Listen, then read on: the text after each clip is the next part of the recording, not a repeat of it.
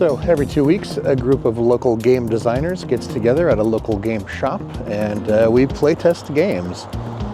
I brought some stuff tonight. I brought some big stuff. I brought some little stuff, stuff that's brand new and stuff that's pretty done. We'll just sort of see who's here and what everybody wants to do.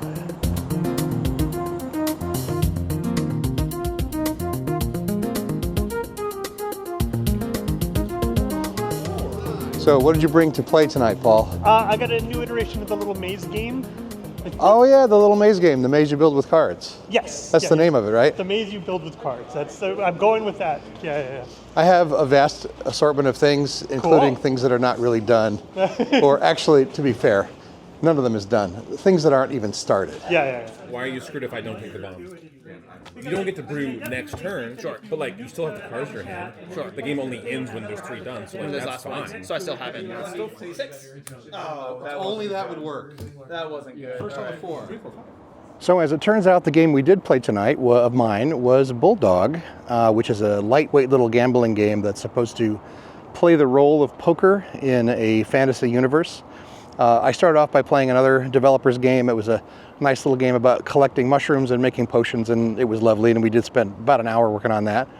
And then we spent about an hour on Bulldog, where, I tell people that game is supposed to be like poker, and they kind of want it to be like poker, but the weird thing is people imagine that poker is not the game that it is. Like, they want to make my game more like the poker that they imagine that poker is, except they don't know how poker really works. So I'm kind of like, well, first of all, I want to do a different kind of game, and it doesn't have to have an all-in bet to work. And second of all, the thing you think poker isn't at all what poker is anyway. But after a little bit of learning the game and wrapping our heads around what we wanted it to do, we did actually come up with a new or better way to deduce what the other players have or what they think by what actions they take. So it was great to play long enough that they actually sort of got the way the game works, enough that they could start doing the deduction and the bluffing that I want to find in that game. And I think there's probably a few more changes yet to come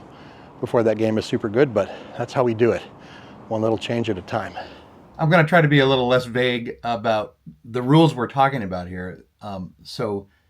Bulldog is a bluffing game for the Blossom deck, and it's supposed to do the job of poker in a fantasy universe, but it isn't supposed to be exactly poker. So a lot of people who play it for the first time, they try to make it into poker, and I sort of resist that. I'm like, look, this isn't a game with betting rounds. It's got other decisions and other inflection points and so forth. But they're really looking for, and they're right, we're all looking for more ways to get information from the choices that people make in the game. And whether that's pushing all in poker or just deciding to play a particular card in Bulldog, like, I want some information there. Specifically, the rule that we worked on last night turned out to be the starting card.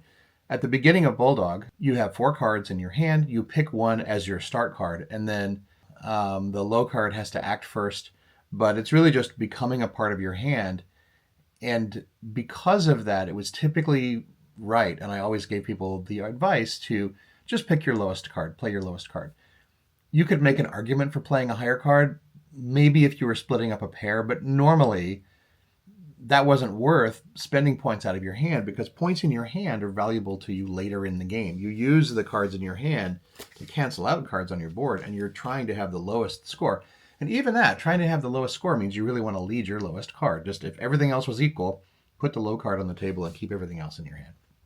So what was a good opportunity for a decision just sort of turned into a boring choice. Everyone played their lowest card most of the time, and when they played their high card, it was because they were experimenting going down a road that wasn't really going to lead them anywhere. So, all right, here's an opportunity. We know that we want to have more information coming out of the game, and we also know that the first decision is pretty dull.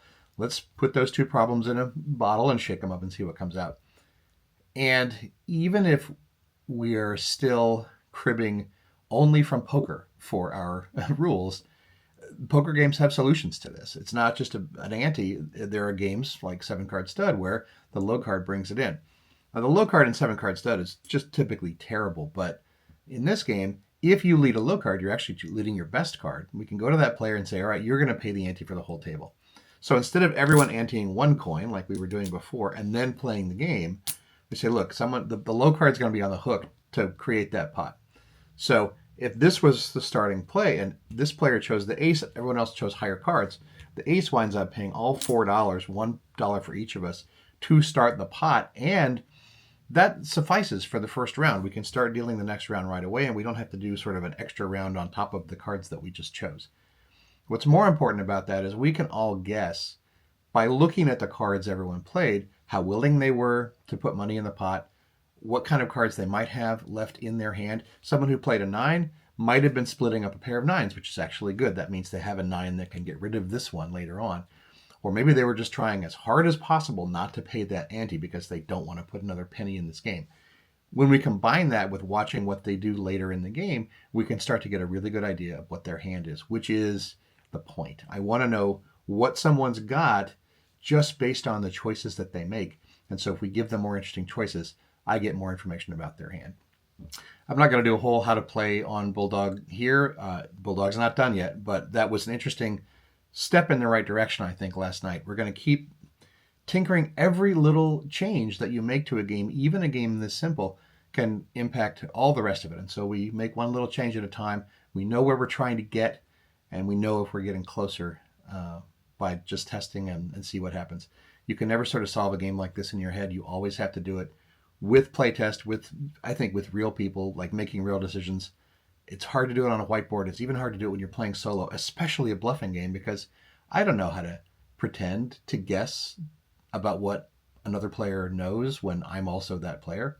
So get it to the table, play it, try it again, and know what your goals are. And who knows what else I'll come up with this weekend. In the meantime, I'm James Ernest. Thanks for playing our games, and please join us at Crab Fragment Labs and learn all about them.